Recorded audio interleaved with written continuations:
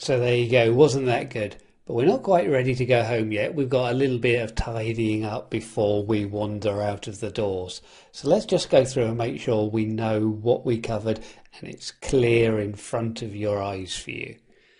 So we've been installing the Systat so we can then go through and be able to report more on our historical data, not just our current data.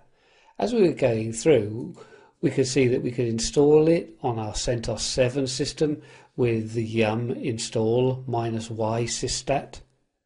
We took a look at the configuration file, so we have our cron job that is scheduled, so looking at /etc/cron.d and /systat, as well as the main configuration file. And here I suppose the important thing was looking at the history. By default we're keeping 28 days of history because that's our shortest month. If we set it longer than 28 days, then we'll end up having within our var log sa directory, we'll have subdirectories for each month. We enabled the Systat service, so of course we're using CentOS 7 and CentOS 7 is systemd based, so we're using systemctl. So this means that it will start on system startup, but we also need to start it now.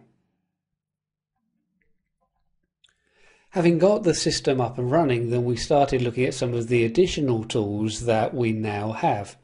And we could look at our disk activity. Here we're looking at our disk activity being displayed in megabytes. And we're going through with a delay of 5 seconds and reading information 3 times. Here we're looking at PIDstat. We can look for just an individual process if we want.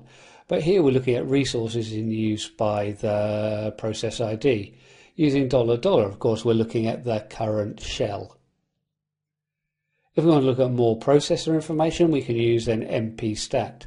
Using -P or uppercase P, however you like to say it, will be then to specify the processor that we want to see. Using all, we'll look at all of the processors on the system. And then we looked at our system activity reports, and this is then really important. The idea of having the information through the cron file is so that we can capture information every 10 minutes. So we're able to build up a picture of our system performance over a period of time. Those log files are going to be written through to var log sa on a CentOS host. And we can then start using our SAR tool, our system activity reporter, to be able to report on that data. If we just use SAR by itself, it is the same as SAR -u, and we can see the CPU utilization. If we use SAR -r, we're reading memory information. SAR -q is our good old-fashioned load averages. And if we use SAR -ndev, then we're looking at network activity. We can also specify start and end times, but don't forget when you're doing it, even though I doubt you'll be interested in the exact second, you have to put hour, minutes and seconds. And if we need to go to a separate file rather than just reading from the current log, we can then specify that with the -f. And of course I can mix these switches together.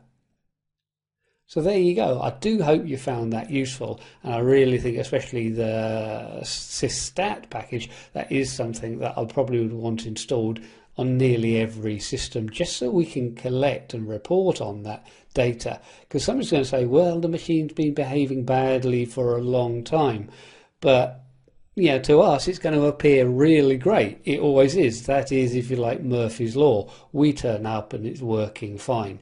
But if we can see information that backs up what the user or operator is telling us, then it's going to give us a much better idea of what's actually happening. We're going to go through now and take a look at managing shared libraries, and we're starting to get into a little bit of our software management, but first off we're going to be looking at managing shared libraries on our Linux system.